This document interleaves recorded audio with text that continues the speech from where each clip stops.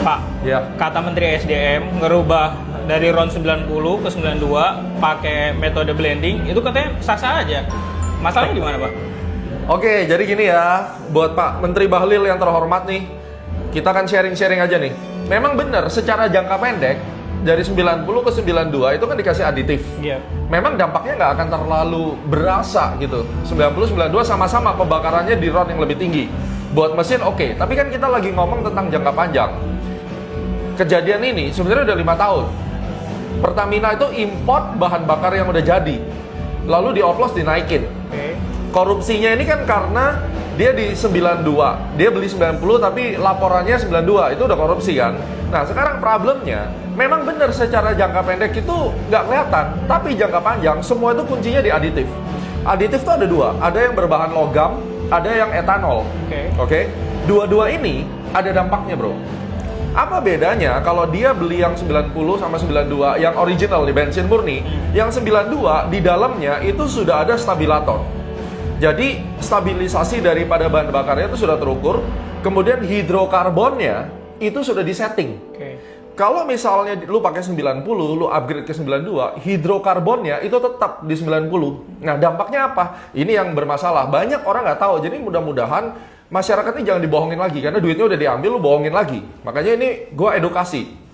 Ketika hidrokarbonnya sama, ya, maka stabilitasnya, terus deterjensinya itu tidak sebaik yang 92, yang murni. Nah, ketika dia tambahin aditif, ya, aditif misalnya berbahan logam.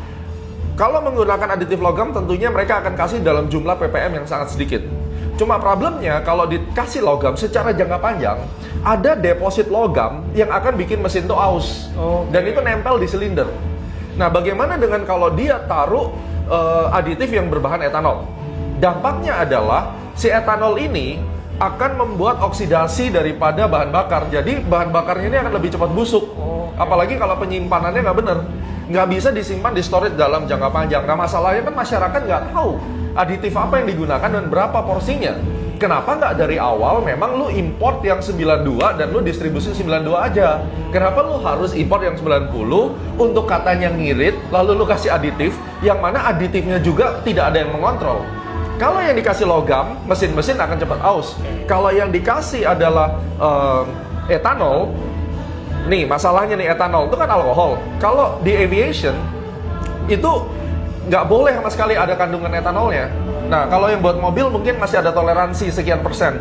Dampaknya bahan bakarnya lebih cepat busuk. Terus kemudian deposit karbonnya kemungkinan besar akan lebih banyak. Nah sebenarnya memberikan aditif itu buat apa sih? Itu untuk menghindari detonation. Nah, ketika ada karbon yang mengendap di dalam pembakaran lu akan ada yang namanya pre-ignition. Pembakaran yang di luar stroke-nya. Kan rata-rata kan 4 silinder tuh, 4-stroke intake, kemudian kompres kan, habis itu dikasih power dan exhaust. Nah, kalau sampai dia detonation, itu knocking. Itu dia bisa meledak karena nggak sama, jadi itu ngerusak silinder. Sedangkan kalau deposit karbon yang banyak ini, itu akan menjadi panas. Terus kemudian dampaknya adalah dia akan di power atau terjadi pembakaran sebelum waktunya. Jadi ketika dia lagi kompres langsung terbakar, itu mesin bisa hancur. Jadi dampaknya buat lu, mobil lu akan lebih rawan turun mesin lebih cepat. Nah itu kan biayanya luar biasa. Kita bicara tentang engine jangka panjang, bukan untuk jangka pendek aja. Nah ini mohon maaf nih Pak Bahlil, pada saat Anda menyampaikan seperti itu menurut saya membodohi masyarakat. Seakan-akan tidak apa-apa, tapi jangka panjang itu nggak bener gitu. Dan juga jangan lupa deposit karbon ini berbahaya sekali. Karena juga Anda pelajarin deh, etanol itu bisa membuat apa ya istilahnya itu kandungan air ya itu lebih banyak gitu.